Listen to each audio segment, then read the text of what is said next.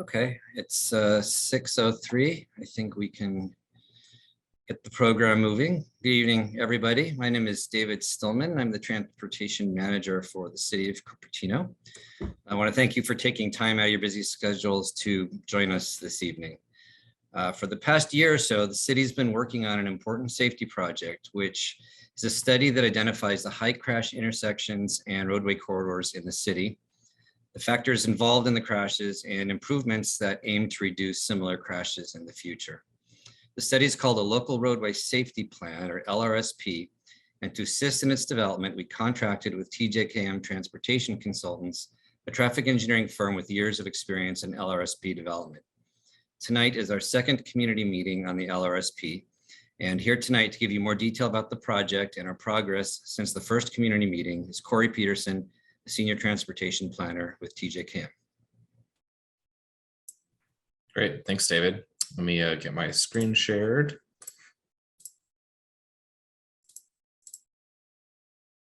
Okay, David, are you guys able to see my screen? Yes. Perfect. All right, good evening, everyone. Thank you for joining us, and I echo David's sentiments. I appreciate everybody's valuable time. I know everybody's busy, so we appreciate you coming out and listening to the presentation and giving us feedback. As David said, my name is Corey Peterson. I'm a Senior Transportation Planner here at TJKM, and I work on over a dozen LRSPs, and I'm currently helping out the City of Cupertino with theirs. So just to kind of give you an overview of what we're going to be talking about, I will give a quick update on our project status and talk about the milestones of the LRSP and where we're at. I'll do a brief overview of the collision analysis findings. This was actually presented in the first community workshop, but just for anybody who may not have attended, or just to kind of give those who did a refresher, I'll go through them at a high level.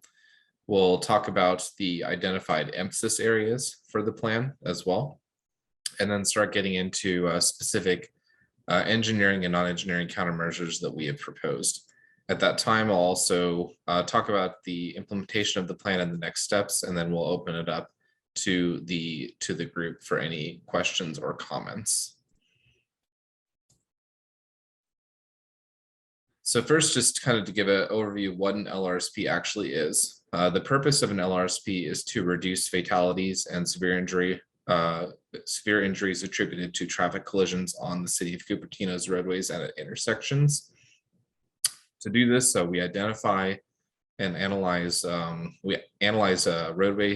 roadway collision data, and then we prioritize safety improvements based on this data for the city's roads. Just an important note is that an LRSP is a required document to be eligible for a grant program that's called the Highway Safety Improvement Program. This is a federally funded program that is administered through Caltrans and provides hundreds of millions of dollars for traffic safety improvements across California. As part of the LRSP, we do consider more than just engineering projects. So we do consider other methods such as educational programs against bad driving behaviors, enforcement tactics, as well as emergency medical services in response to traffic collisions. So here's a kind of a flow chart that illustrates the process that we've taken to develop this LRSP. So we first start with a review of Cupertino's transportation system, a review of the planning documents that you guys have, as well as doing some data collection of collision data. We had established project goals and objectives. From this, we analyzed the collision trends for the years shown here, 2015 to 2019.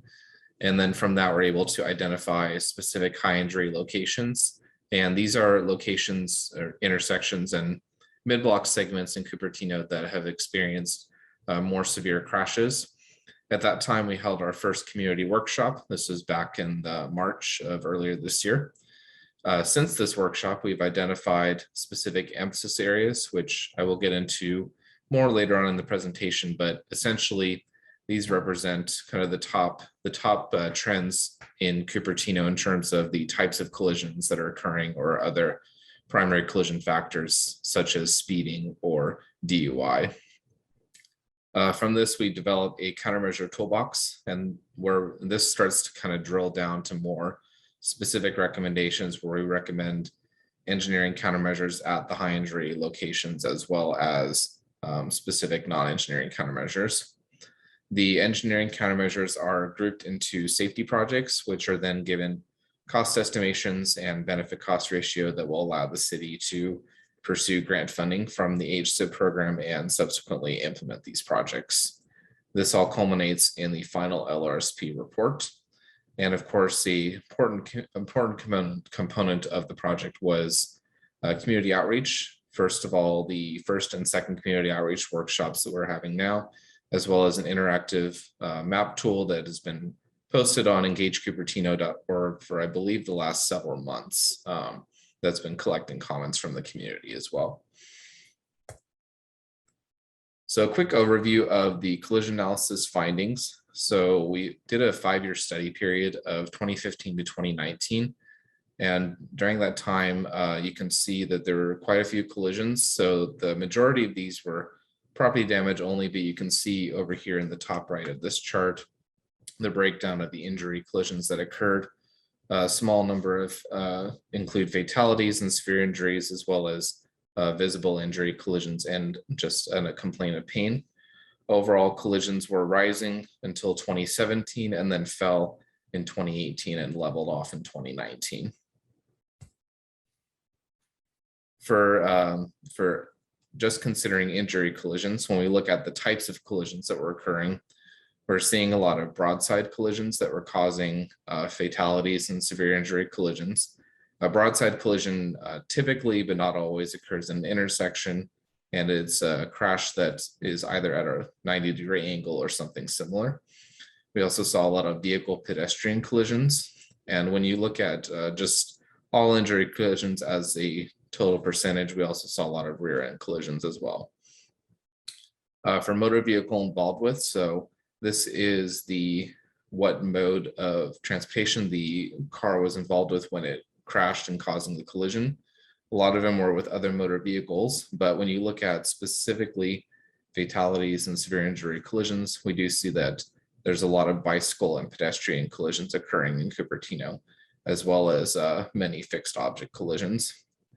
And then for a primary collision factor, which would be the violation that the party at fault committed, which caused the collision, a lot of unsafe speed violations caused collisions in Cupertino, as well as some automobile right-of-way collisions and improper turning. So after we do kind of a high-level trend analysis, the next thing we have to do is identify specific locations within the city that are experiencing severe crashes. The way that we do this is through the equivalent property damage only methodology. And what this does is it assigns a score to every single collision within the city. And then we geocode this information onto the city's roadway network, and we're able to come up with a score for each intersection and 0.3 mile roadway segment within the city. That is then used to develop this high injury network here seen on the right. There's a list of 10 intersections and 10 segments that were identified through the scoring process. The highest scoring intersection was De Anza Boulevard at Homestead Road.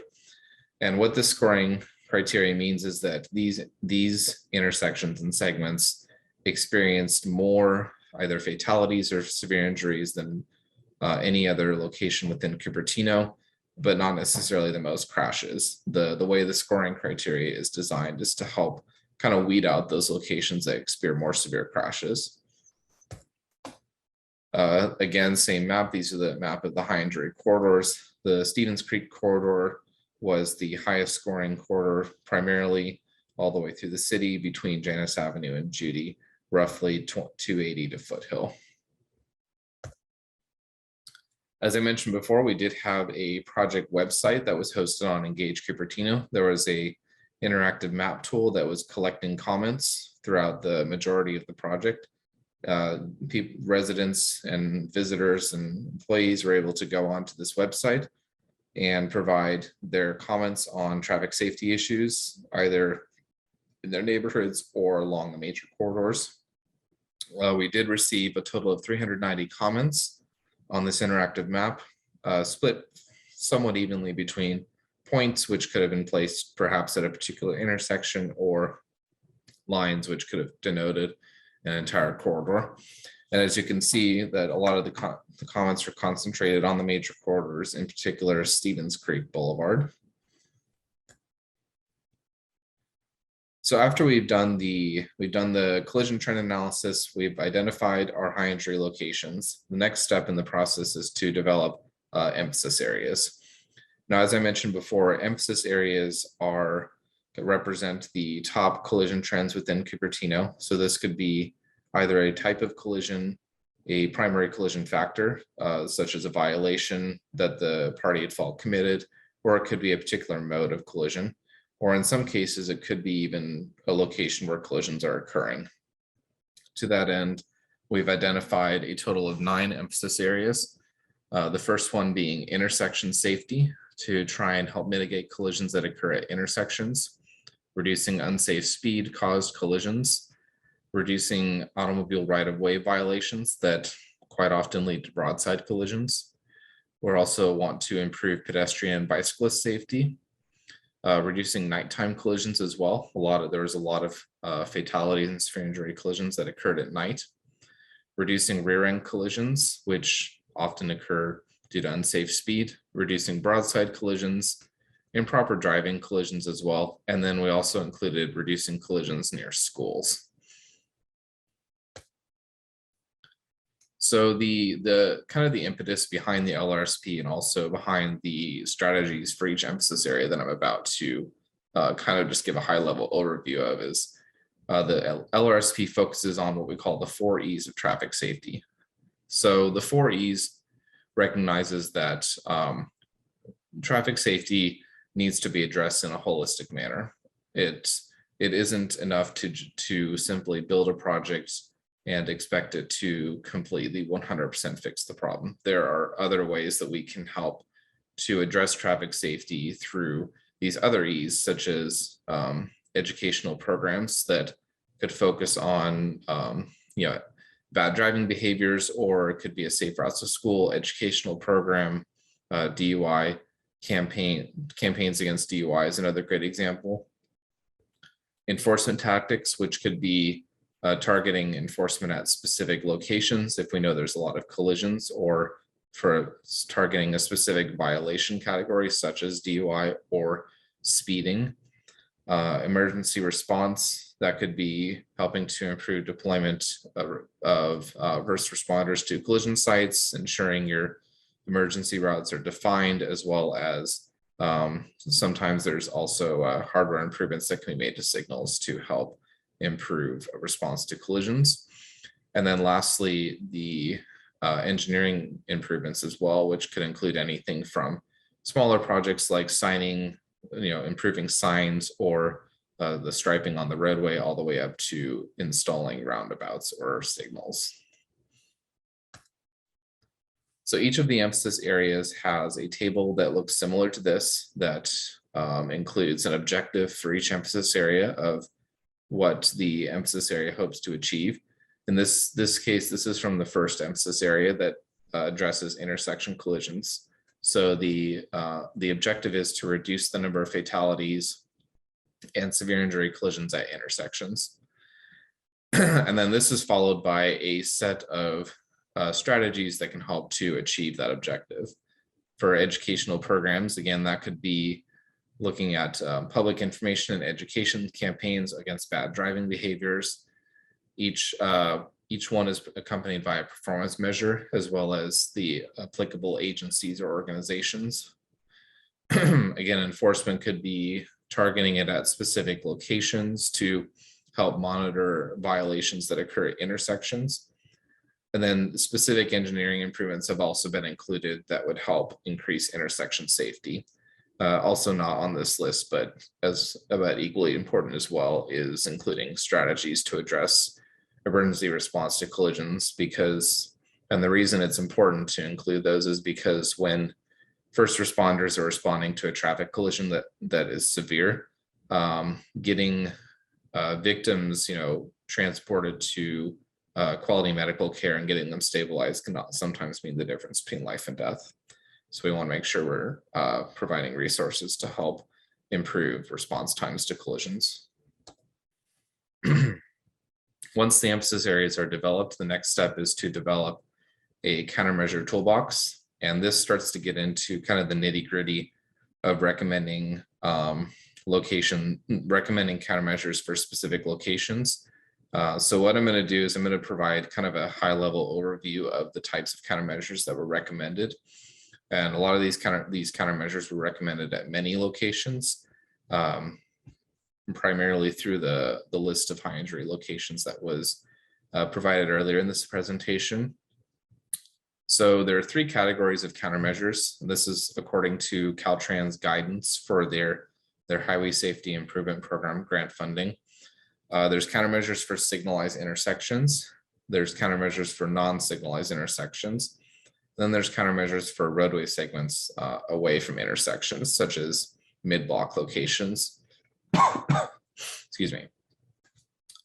So for signalized intersections, a lot of the countermeasures that were recommended included improving signal hardware or the timing of the signals, also looking at improving the pavement markings or pavement friction, installing some raised medians or advanced stop bars at the crosswalk. Another one could be installing a leading pedestrian interval at a signalized intersection, which would allow the pedestrian to start crossing before the light turns green so that they're more visible to cars as they start proceeding either through the intersection or making a right turn. Here's some visuals that can help you to kind of see what a few of the selected more recommended countermeasures were. Improving signal hardware could be adding those new yellow retroreflective borders that have been going up on a lot of signals around Santa Clara County, as well as improving the friction of the pavement, which can help drivers to stop quicker, especially in wet weather conditions. If you have a traffic signal that's on a pedestal, you can convert that to a mast arm so that the signal heads are suspended over the roadway, make it easier to see. Installing raised pavement markings are the ones where you can denote what the turn lanes are as you turn at a signalized intersection. An advanced stop bar, which can help not just with bicycle safety by creating a bicycle box, but it also helps with pedestrian safety as well, because it has the car stop some distance away from the crosswalk to try and avoid cars kind of stopping in the middle of the crosswalk as they approach an intersection. And then again, also modifying a traffic signal that implements a leading pedestrian interval, which again allows the pedestrian to start crossing before the light turns green by maybe a few seconds to help them get a head start for cars. So the second category is for unsignalized intersections. And a lot of these countermeasures focus on installing either flashing beacons or installing additional or larger stop signs or warning signs, improving the pavement friction, or putting in new striping at the intersection, and also in implementing pedestrian improvements as well, such as enhanced crosswalks. Here's a few visuals to kind of show you some of these improvements look like. Improving the sight distance could be improving, as you approach the intersection, or if you're sitting waiting to turn left or right, that could be trimming vegetation around the intersection to help you see oncoming traffic better and help to avoid either a rear end or broadside collision as you enter into traffic on a major roadway. Installing larger or additional stop signs can also help to increase the visibility of an unsignalized intersection, as can a flashing beacon that's put in advance of the intersection to warn drivers of an upcoming stop sign or an upcoming intersection. Installing an enhanced safety feature crosswalk, such as this one, that's either white or sometimes yellow if you're near a school. And again, installing pavement friction that helps drivers stop quickly in wet road conditions or otherwise. And then the last category is for mid-block roadway segment locations. And this could be improving the lighting of the roadway segment. It could be putting in a road diet or adding in two-way left turn lanes, installing new or upgrading the signs. If there's curves, you can also put in curve advanced warning signs, or those chevron signs that kind of guide you through a curve.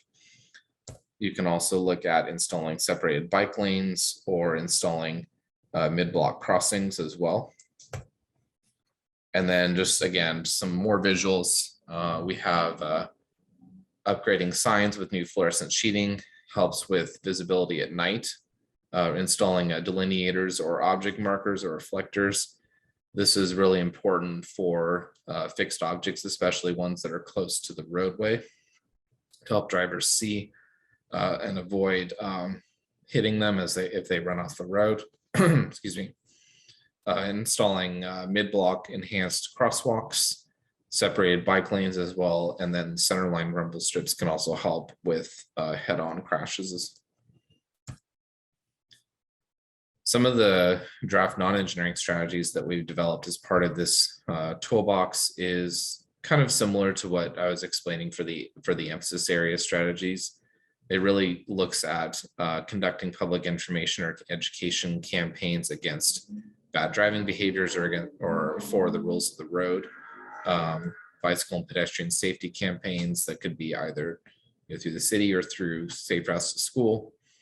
Targeting enforcement at specific locations where we know that there's specific types of collisions occurring, and then also increasing first training of officers and first responders. And then for emergency medical services, that could be installing preemption systems on traffic signals that allows ambulance or fire truck or other emergency vehicle to preemptively turn the signal green and help them get through an intersection faster.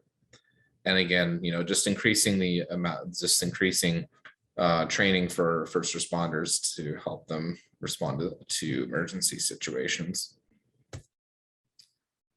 Once the LRSP is approved, this flowchart describes kind of what the process the city will take to implement the strategies. Once the LRSP is approved, the city can implement the strategies that were recommended as part of the LRSP, and then continue to monitor these locations to see, what if collisions are improving, they're going down, or there still appears to be either a same number or increase of collisions. If there is if there's a successful reduction in the number of collisions, then you just continue to monitor these locations. And if not, then you want to evaluate these countermeasures, discuss with the safety partners, which could include police, fire, and school district, and then update the LRSP every 2 to 5 years. In terms of the next steps for the project team, we're currently in the process of developing safety projects for the high injury locations, and then we'll be wrapping up the draft report here soon and assisting the city with applying for the Highway Safety Improvement Program grant. And it's our hope that the city will be able to obtain some funding to help implement some of the recommendations from this plan. With that, I would like to end my presentation here, and I think David and Prashant, we're going to open it up to the floor, and if anybody wants to ask a question or give a comment, then use the raise hand feature.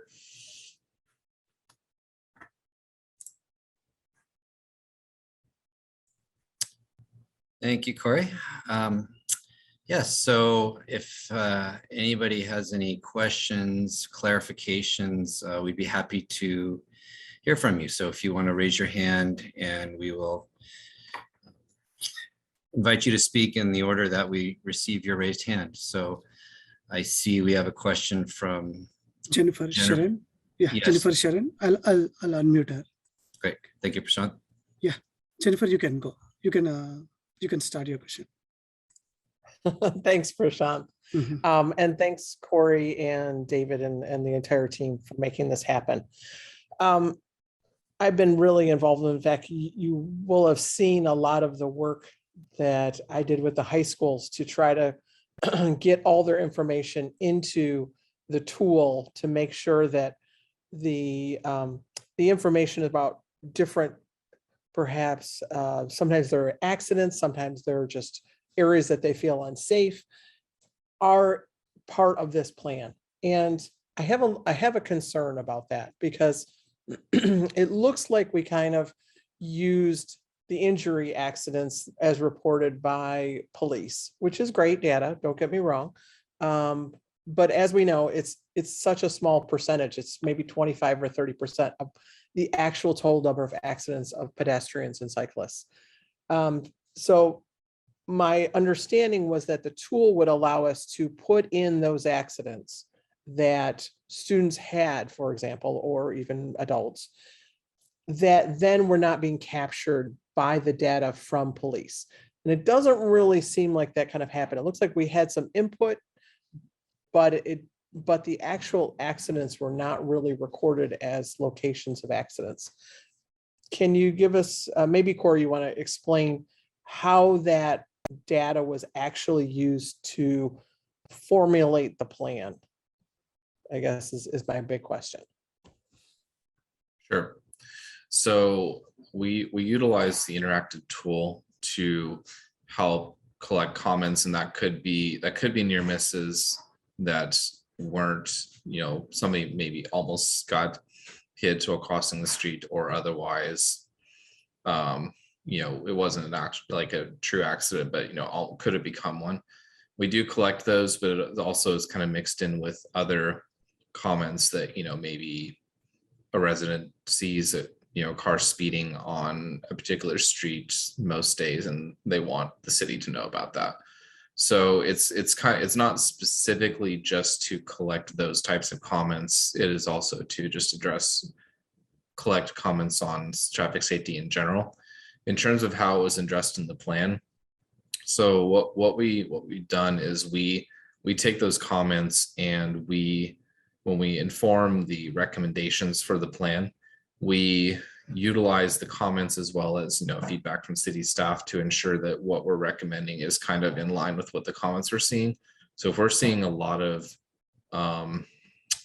if we're seeing a lot of a particular type of comments, such as a lot of comments on speeding or bicycle safety or pedestrian safety, we're going to make sure that the LRSP recommends measures to help address those types of violations or collisions. In fact, I believe that we actually added in an emphasis area specifically for schools, because we were seeing a lot of comments about safety around schools. So that kind of, I hope that answers your question. That kind of gives kind of an overview of how we've taken that information to help inform a specific, how we inform the recommendations. But in terms of, is it intended to only collect, information on near misses? It is not. It's intended to be a little more broad reaching than that.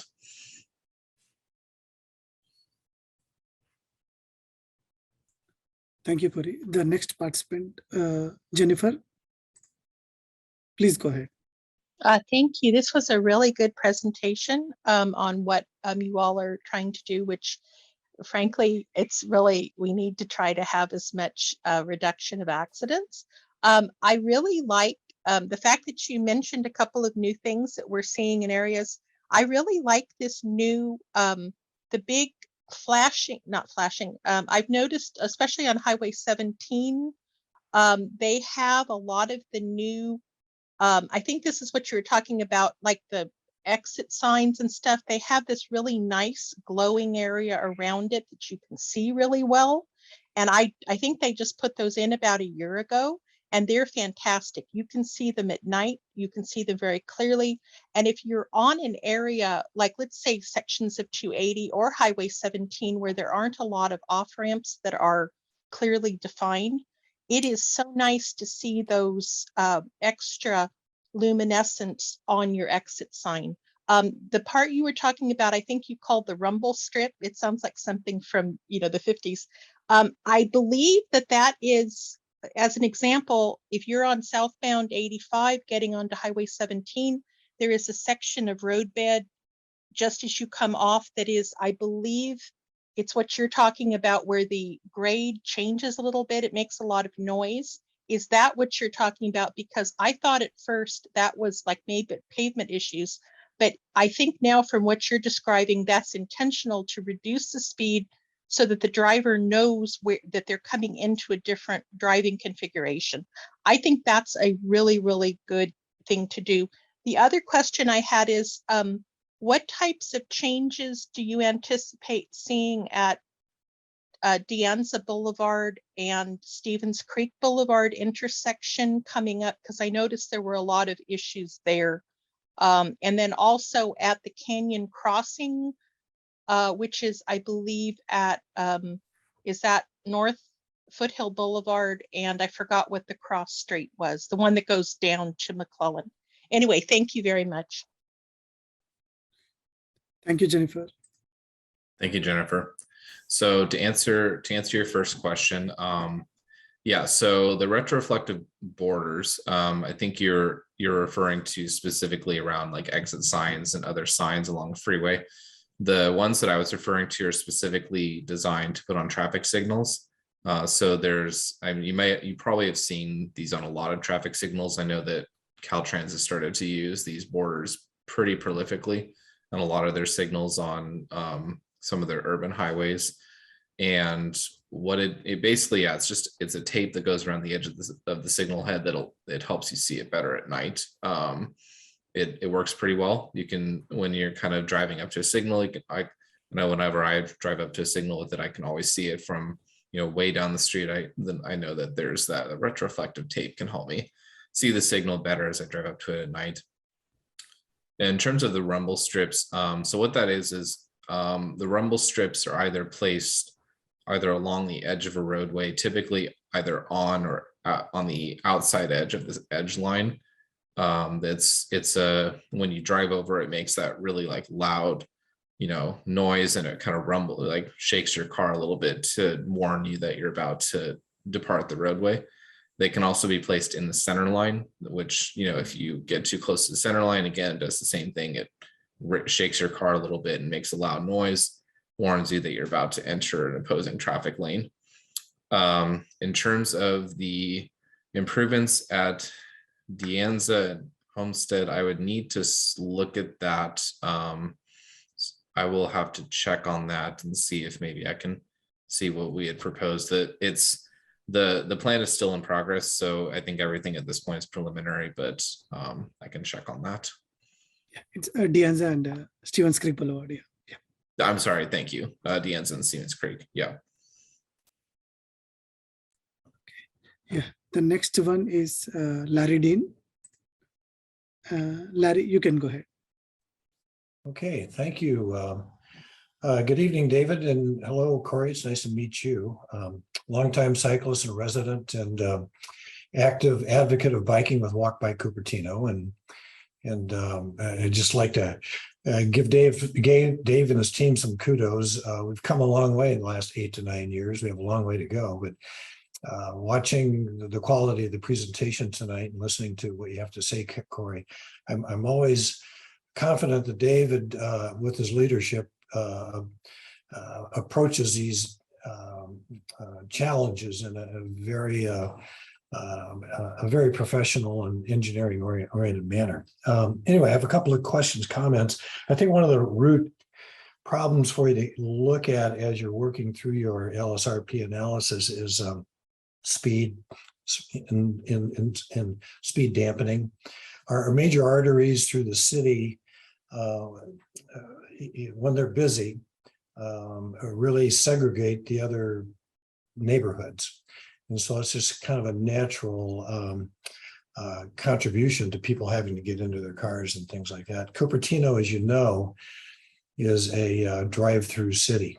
I would imagine half of our traffic originates in Los Gatos or the Almaden and ends up in North Mountain View or Sunnyvale. And the more we make it easier for them to go faster, the faster they're going to go and more of them will come. So I think traffic calming and speed dampening is a key. We've been collecting data on the accidents for like, I don't know, 8 or 9 years, actually. The sheriff sends it to us quarterly. And one of the things that popped out, and it comes to us comes to us in a PDF, so it's not really easily manipulated, in terms of, taking a look at the different attributes of data points. But about 4 or 5 months ago, I was looking at a quarter's worth of data, and I was surprised at the number of crashes that involved probably retired people or senior citizens. And I was surprised at that. I mean, and some were driving and some were on their bikes. But if you've got a parsable data set, it'd be good to take a look at that. The other thing that jumps out at me over the last couple of years as traffic has come back is how confusing, congested our major intersections are with the right on red turn option. And I know that's that's a tough one to bring up and talk about. Drivers defend that privilege to the mat, but when you're at De Anza in Stevens Creek or De Anza at McClellan or at Stelling, if you're a pedestrian trying to walk across the street, it's challenging. And likewise, if you're a driver, it's a challenge trying to figure out who to focus on. And behind all that, you still have all this pressure to keep traffic moving and all that, so you can see people do that. So I think the right on red is kind of like a holy grail thing, and maybe that ought to be questioned a little bit more. And I'm sure that that you and your team will ponder that very guardedly, because people do have pretty strong feelings about that. But with that, those are my comments and inputs. If we're here for questions or anything that we can help you with, just feel free to call. And thank you for your good work. I appreciate it. Great. Thank you, Larry. Appreciate your comments. I've taken some notes. The next participant is Joel. Joel, please go ahead.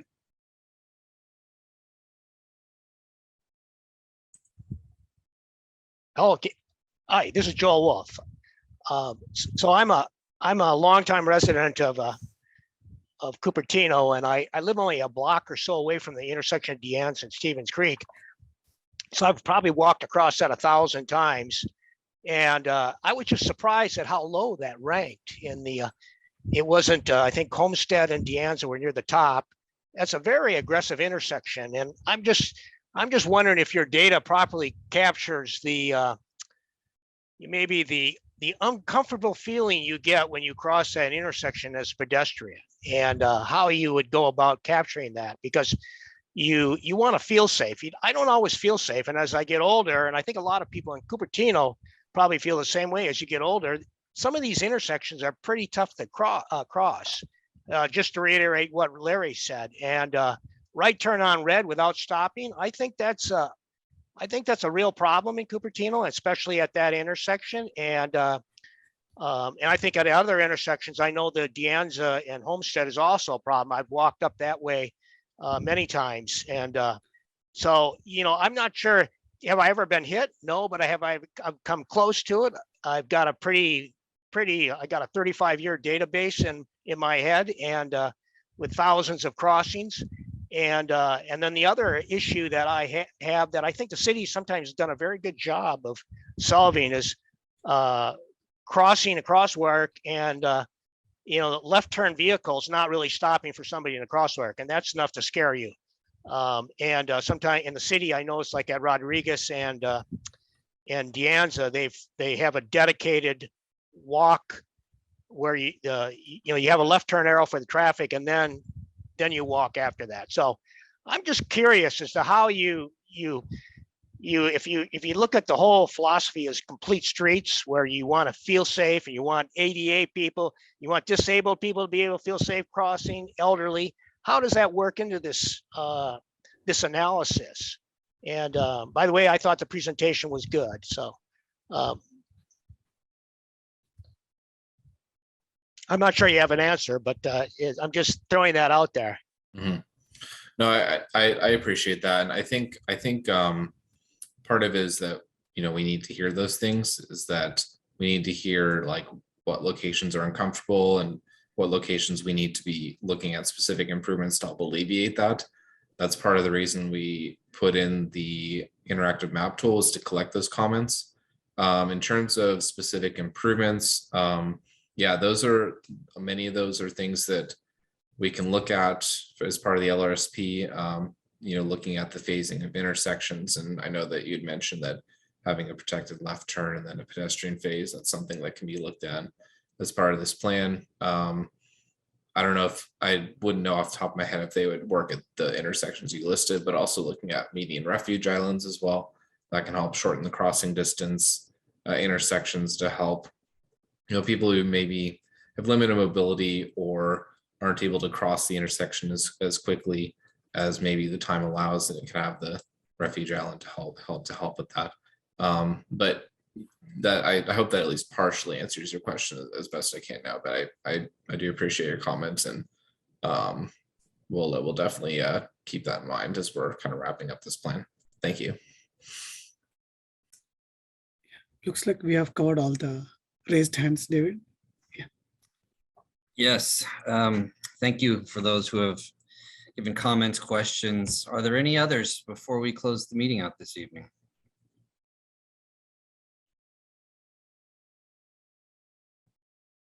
I see one.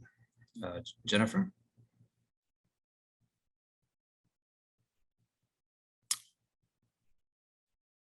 Sorry, I didn't know whether, I'm sure you muted me and then we opened up again.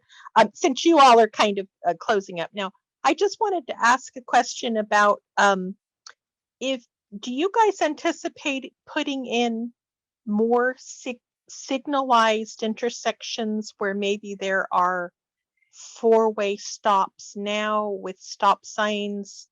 How is that handled in terms of, is that a tool that you all that traffic planning uses to upgrade intersections? Like if you have, particularly in a rural area where maybe you have a four-way stop, what precipitates that intersection going to a signalized intersection? And what are the rules about how close together signalized intersections can be? I know you can't have them more than it would be ridiculous to have it like 20 feet or something like that. But is that a tool that you all use to try to correct traffic, is to have stop sign controlled intersections go to signalized? I never was sure how that was handled. Thank you. So I'll kind of start that, and I think I'll also let David chime in as well, since I think between the two of us we can tag team the kind of the rules surrounding those types of improvements. The short answer is yes, the LRSP can consider that. I would need to double check and see if that's being considered for some of our non-signalized intersections, but typically we usually will try beacons or signing and striping improvements first before going to a full signal, if it's necessary. In terms of installing one, it has to be warranted. So there has to be either the traffic volumes have to meet the warrants. There has to be collisions or sight distance issues, or there's other number of factors that can factor into that. The spacing, I don't remember off the top of my head, but maybe David or Ruta would want to chime in and kind of add to that. But essentially, yeah, if you're converting a signal or converting a four-way stop to a signal, it has to meet warrants, and typically a large portion of that is the amount of traffic that's going through that intersection, or if there are very pressing demonstrated safety issues that would precipitate the need for a signal. Yeah, that's right, Corey. Yeah, the state of California, Caltrans has specific warrants that you would want to show are met before you would install a traffic signal. Those relate to, as Corey was saying, traffic volumes. There's also warrants related to delays, accident history, that kind of thing. To my knowledge, I can't think of a location in Cupertino, however, where we don't have a traffic signal where we would be considering putting one in. I'm not aware of any four-way stops that in my mind rise to that level.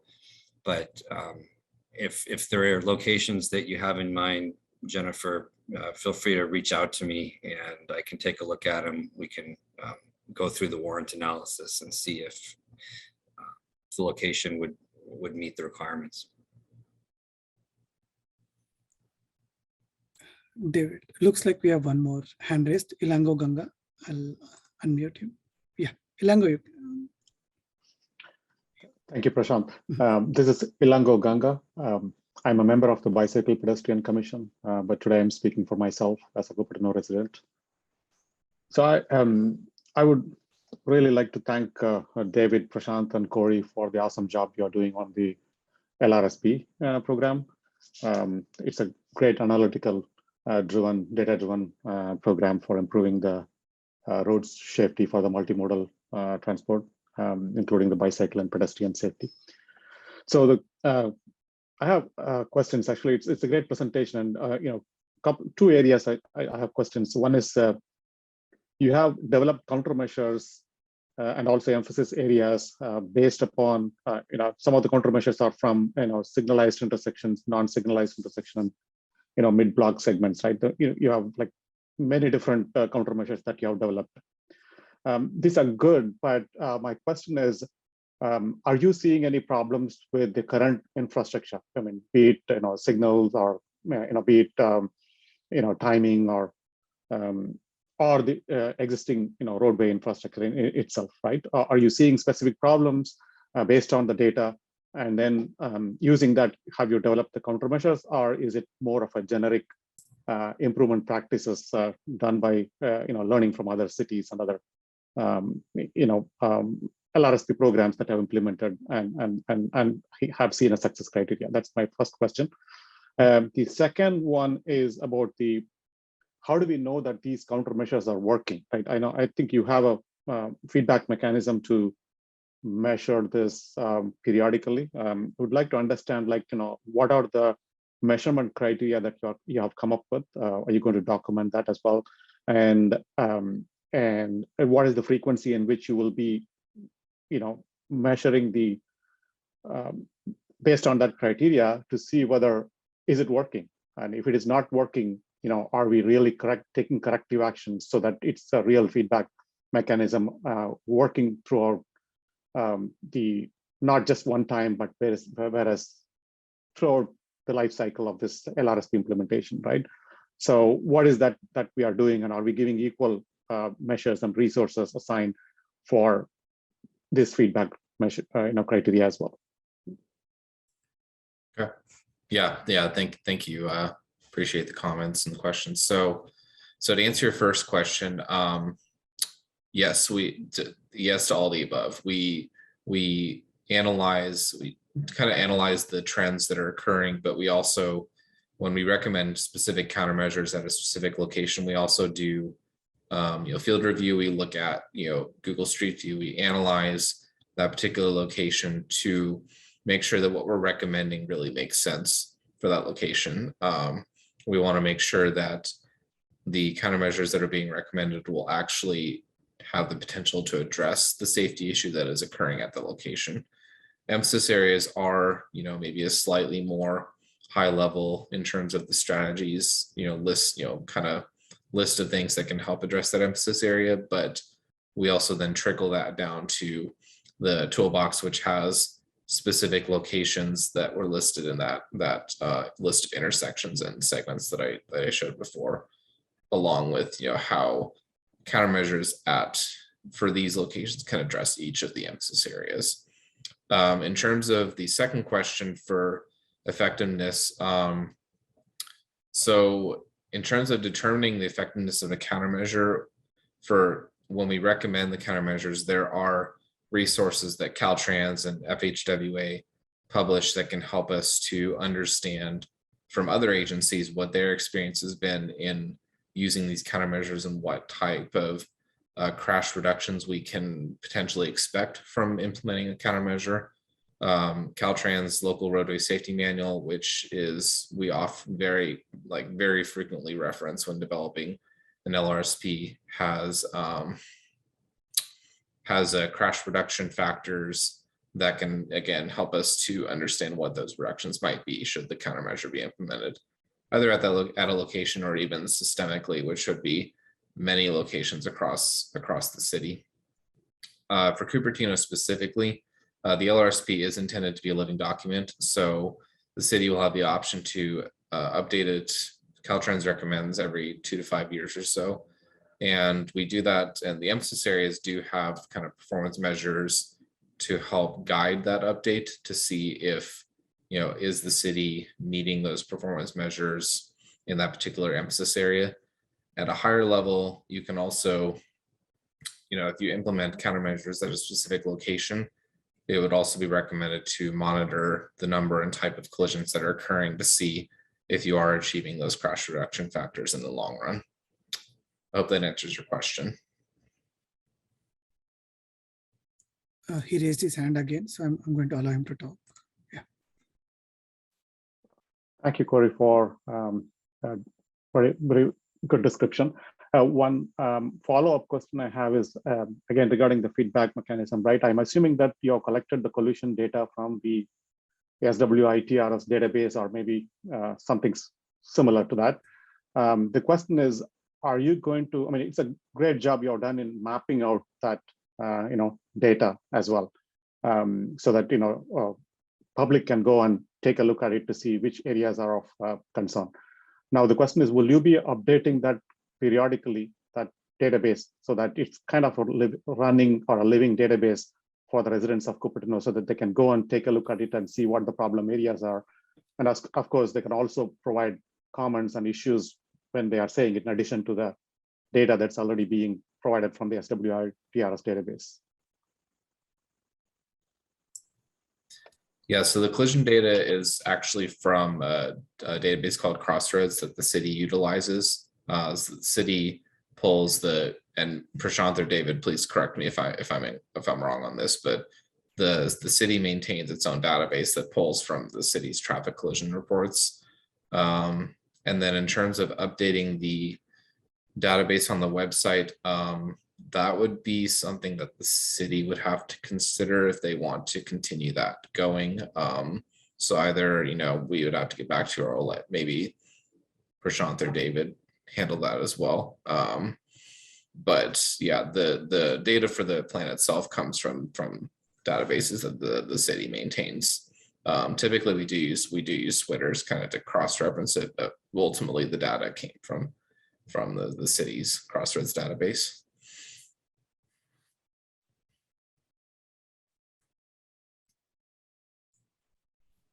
Thank you, Corey. Do we have any other questions this evening?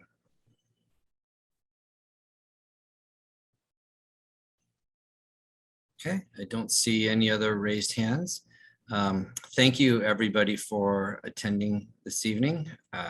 As you've seen, we're in the home stretch for this project, so please feel free to keep updated on the remaining steps on our Engage Cupertino /LRSP website. We will keep that updated with information as we move forward, and we look to have the final report for this project out within the next couple of months. So with that, I'll bid everybody a good evening, and thank you again for your attendance. Good night, everybody.